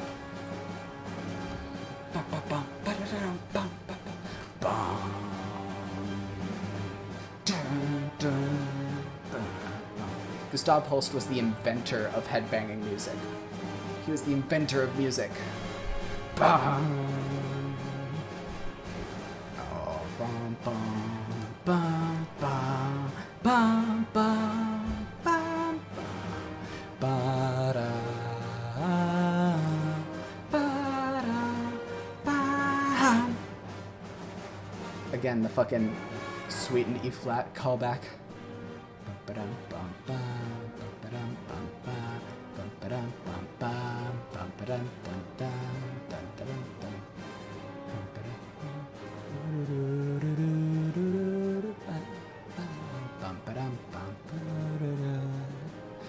All the while, throughout.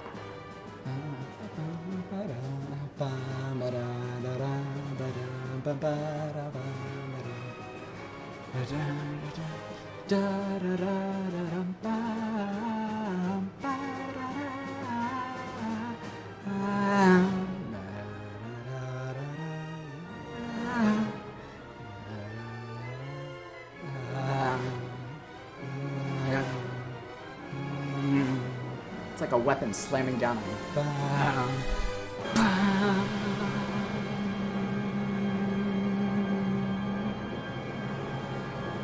Fucking explosion.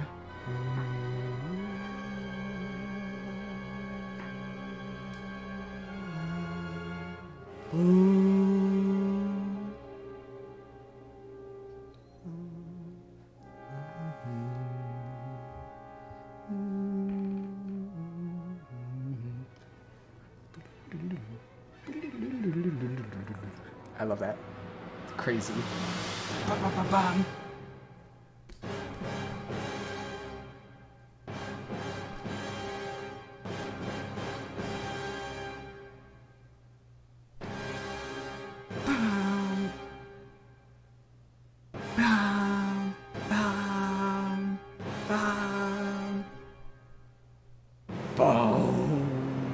Oh my god, what a fucking cool song. One of the coolest of all time. It's the coat. Pixie's back. She gave us our space for Mars, but now she wants more. Fucking, I begged our directors. So, let me clear that up. We had 3 band directors. 2 of them, one of them was sort of like in charge, and then the other 2 were sort of split between like the winds and the percussion sections. And I begged the percussion director. I begged her. I was like, "You gotta pull some strings for me." I was like, please. I was like, "Get us to do Mars by Gustav Holst," and she was like, I don't know. And she was like this. She was this really like cool, funny, chill lesbian, and I love her, and she changed my life for the better. But she was like, I don't know.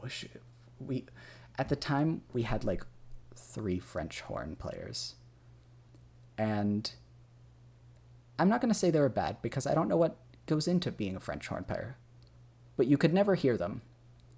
And whenever the lead director called them out and was like, "Play your part for me," it would always be a very timid and embarrassing and awkward experience for everyone. They just were not confident in the parts they were playing. And she was like, "Unless we get some, like, a huge influx of French horn players, we cannot play that song." And it was devastating. But she did say, because I wanted to play that fucking timpani part, that dun dun dun dun dun dun dun, you know? Like, and listen, if you have like 3 French horn players that can't even like keep up with themselves, how are you supposed to play this? You know what I mean? So, I get it. But also, man, I wish that we would have been able to play that. It would have been a competition between me, Kevin, quote, quote, and the actual percussion director. It would have been a fight to the death for who could get the timpani part on that, because god damn it, we all coveted that shit. We all wanted that part so bad. And like, we weren't even going to play this song. We were just fantasizing about it. We were just like, man, I want it. Wouldn't that be awesome if we could just do it? Like, full arm hitting the drum. Not just wrists, not just forearm, full arm, just dun, dun, dun, dun, dun, dun, dun. Euphoric. Of course, like I said, though, it never happened, so can't always get what you want, just like the song said. So that's Gustav Holst Mars. Part of the inspiration for this video, actually, is before I got in the shower and started listening to a couple of the suites, I was watching reaction videos of people reacting to Gustav Holst Mars, the Bringer of War. And if that's not the weirdest, like, cultural mashup between, like, Gen Z internet clickbait shit and, like, high culture old people music, then I don't know what is. My grandpa actually has this on tape. This is one of the 2 classical songs, which just so happened to be Mars and Night on Bald Mountain, that my grandpa and I have bonded over, where I mentioned one time to him that I loved this song, or maybe my mom mentioned it to him, and so he got out one of his records, and then he, like, played this part of the Planetary Suite for me. I still have a video on my phone of him, like, calmly reading a newspaper while this music plays in the background. It's so funny. Anyway. Oh, I wonder if I could find that again. That's such a good video. Anyway. Now, on to our finale. I'm really considering playing Cyril Scott Lotus Land as well, actually. One moment.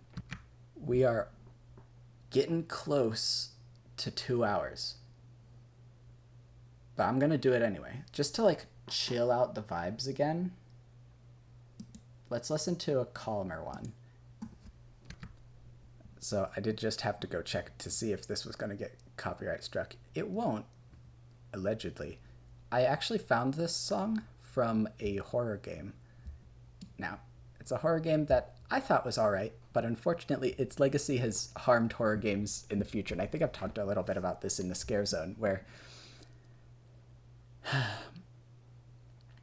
the PT was a great game, but unfortunately its impact on the industry was bad, because everyone tried to copy it.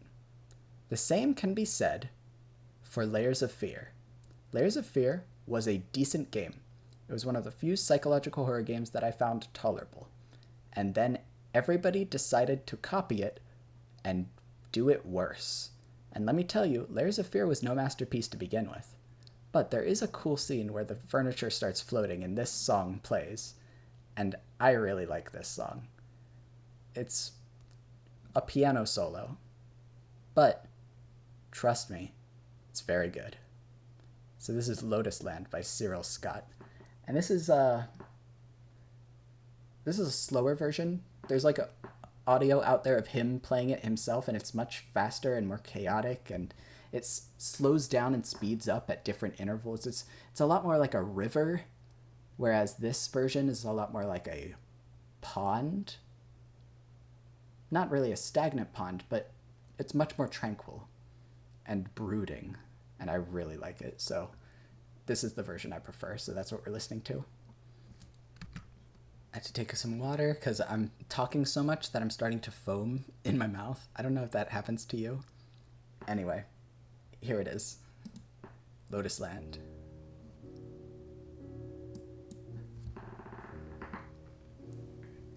Man, I like this one. It's like so careful and contemplative.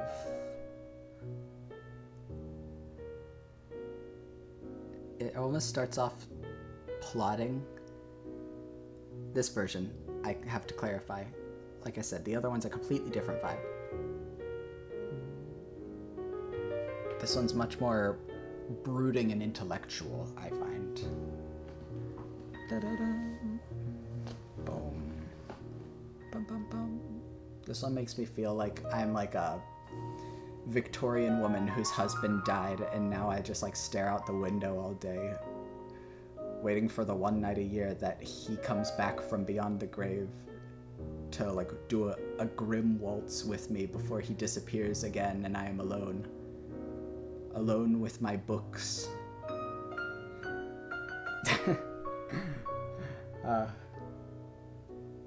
Bum, bum. Bum, bum, bum, ba-da-da-dum, ba-da-da-da-dum, ba-da-da-da-da-da-da. It like it's like starts to build. Like the momentum sort of lurches it forward every so often. It's such a strange song. I love it.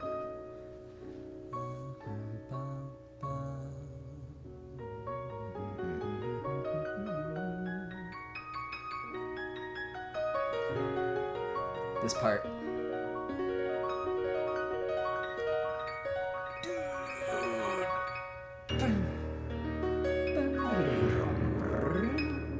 Just the entire fucking keyboard. Boom.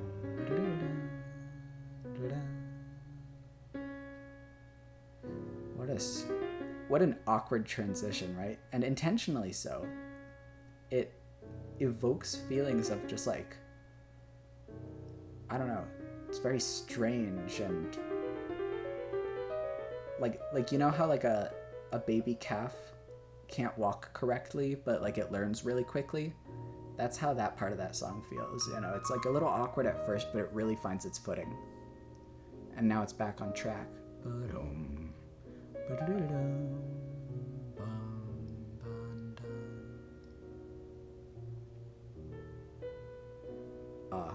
This is my like swirling wine in a glass, like as it rains outside kind of music, you know? Oh, I fucking love this shit. Ding, ding, ding.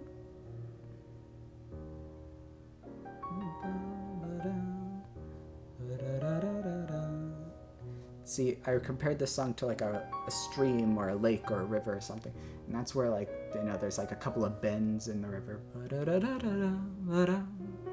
This, like, you know what I mean? This whole song flows in a very natural but erratic way. Boom.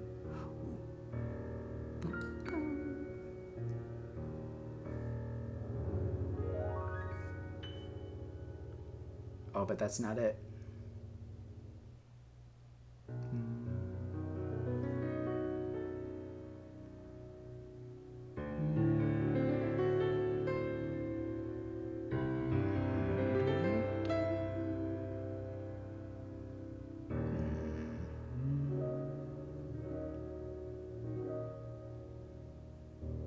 This song really makes use of the full range of a piano. Like, those deep notes are cutting.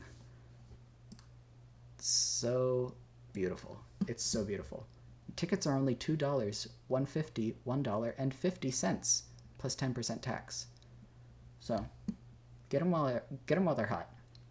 Thanks for Michelle Cardinaux for uploading that. Thanks to HD Classical and Blacksmith 5219 as well. Sorry I haven't been calling these out. Finally, Leonard Bernstein. Provided to YouTube by Sony Classical, so this might get struck. But hopefully not in a bad way. If it is in a bad way, it's been an honor, Mrs. Obama. This is one of my favorites of all time. Like I said, these three, fucking excellent. Yeah, we're definitely going to break the 2-hour mark, but that's okay. I knew this video would be long anyway. So strap in for the grand finale.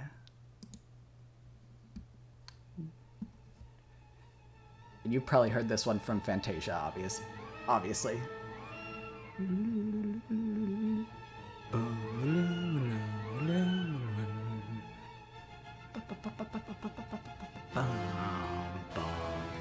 Another menacing one. You know I love that shit. If anything has like a dark or brooding tone, or ominous or scary or intense, that I love that shit. That's my favorite type of classical music.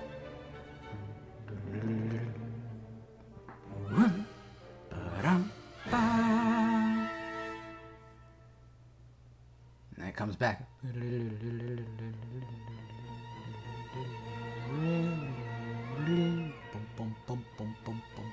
There's so many moving pieces in this song. I'm sorry, I do have the urge to... that like rumbling in the background. Fuck, good timpani, good bass drum.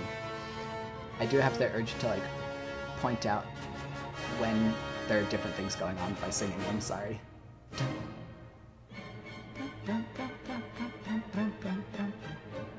Meanwhile, I was like...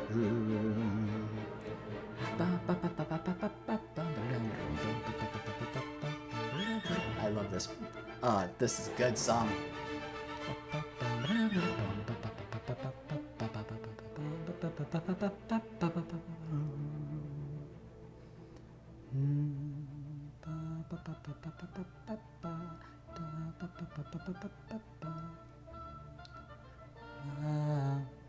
That just drops off. Listen to it.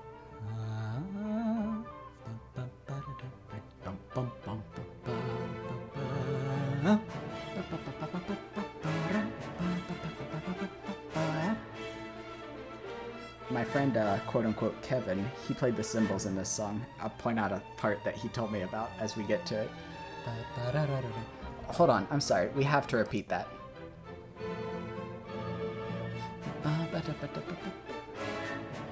Boom. I love those strikes.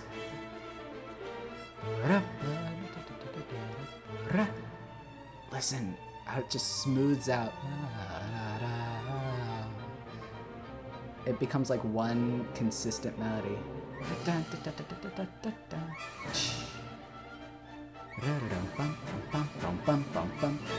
Again, up and down. I love the up and downs.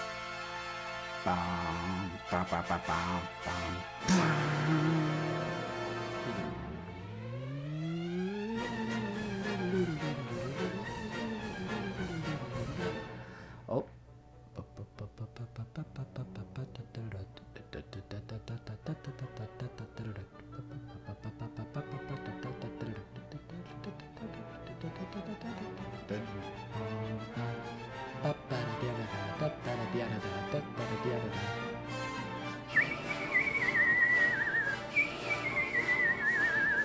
the fucking flute goes crazy.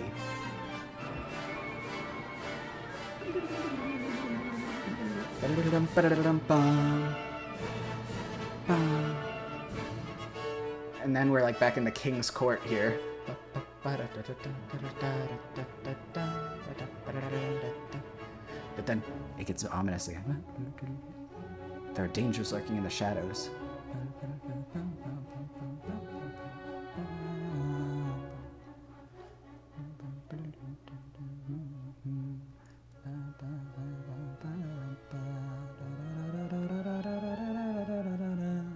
I like that part. I think that's a clarinet.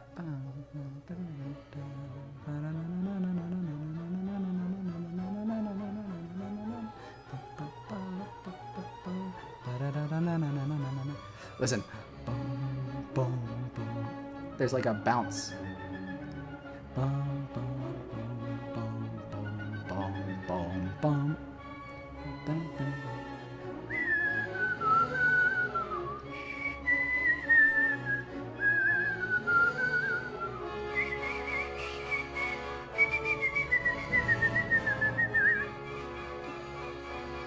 Really good soprano parts, the high notes.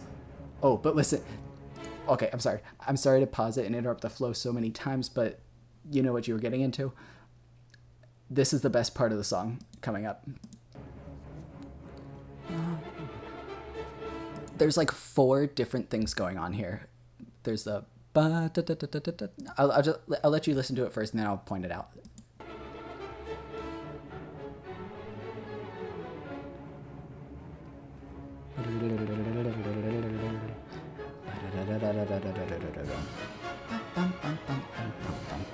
There's the you know, the king's court. Here we've got the thing that's been repeated throughout the song, and then we have the from like the beginning, the very beginning.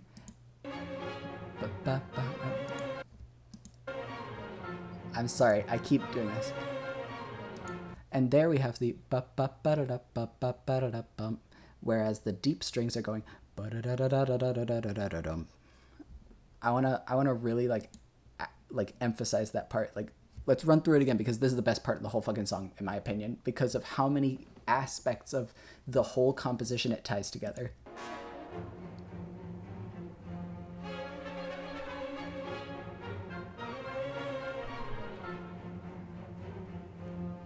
And that's not the first time it does it. Like, it did it, you know, earlier, a couple seconds ago, but like that, I love that part.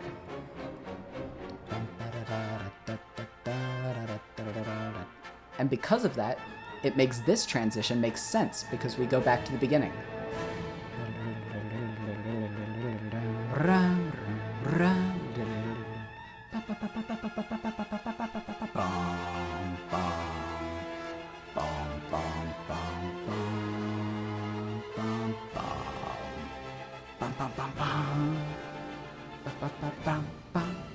It keeps the energy.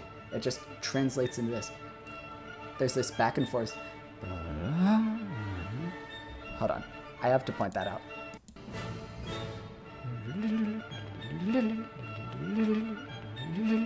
You hear the strings? Yeah. And again, the brass drops off. And then it... this heroic strike. Bum, bum, bum, bum.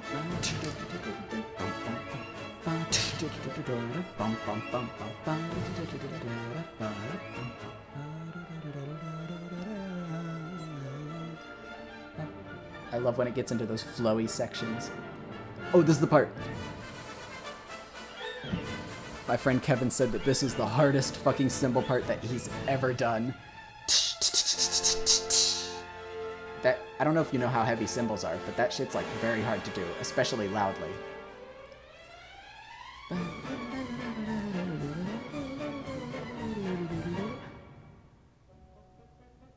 Here we are sneaking up on each other again, like the Hall of the Mountain King shit where it gets faster.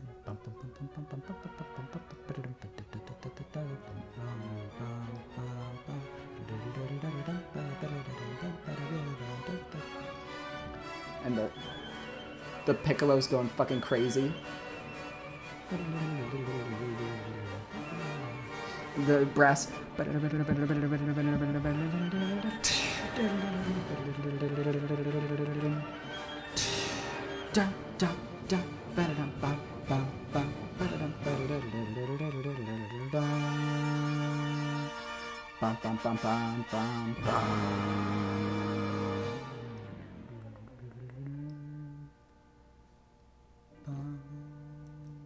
And much like Danse Macabre, it's this beautiful finale where it all comes to a climax, but then it's like slow and beautiful, and like the sun is rising in the morning.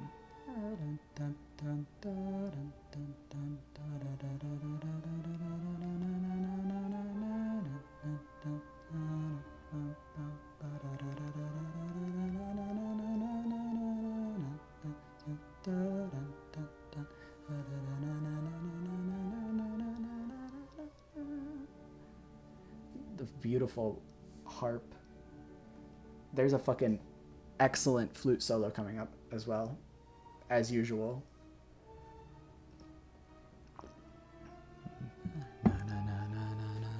Sorry, put my water down.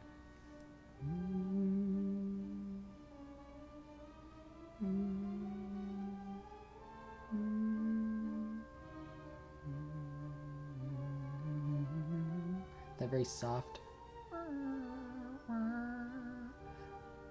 I don't know what instrument that is. That might be like a muted trumpet or some weird shit. Oh, here comes the harp again. Oh, yeah.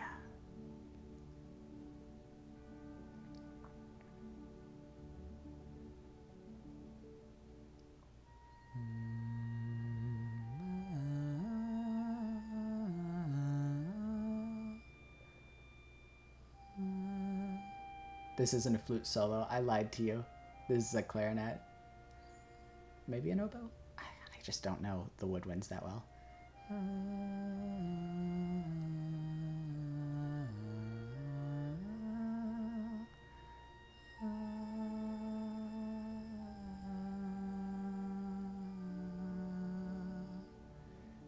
Like, it's so calming and relaxing. Oh my god, there is a flute. I was right. I knew it. Again, it flutters so nicely.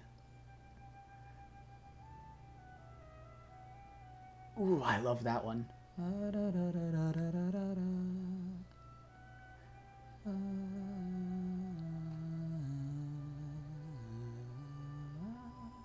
Again, the fluttery part is, I think, the flute's biggest strength.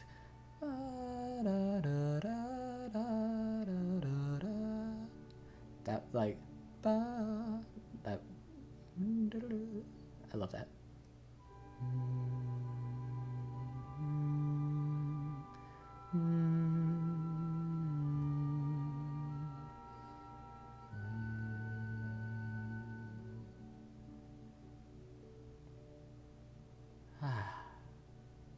It's like the sigh of relief after that intense clusterfuck of a song.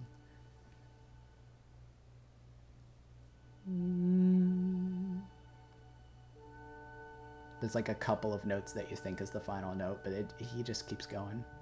Mussorgsky's he's a fucking Chad. He's crazy with it. Boom. There's like a yeah, right there. That part, yeah. Boom. There's like a low strings.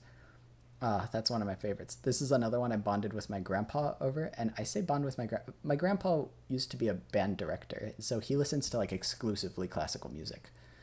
And he's just like that kind of guy in general. He's a very old soul, even as a grandpa. And so one time he was driving me to like a doctor's appointment or something, and the very ending of this song was playing, and I was like, "Oh, Night on Bald Mountain, I love that song." And he was trying to gatekeep me. He said, "Oh yeah, who's it by?" And I was like, "It's Modest Mussorgsky," And he was like, and he was like impressed about it. And I was like, yes, yes, yes, I fucking got him. I got him.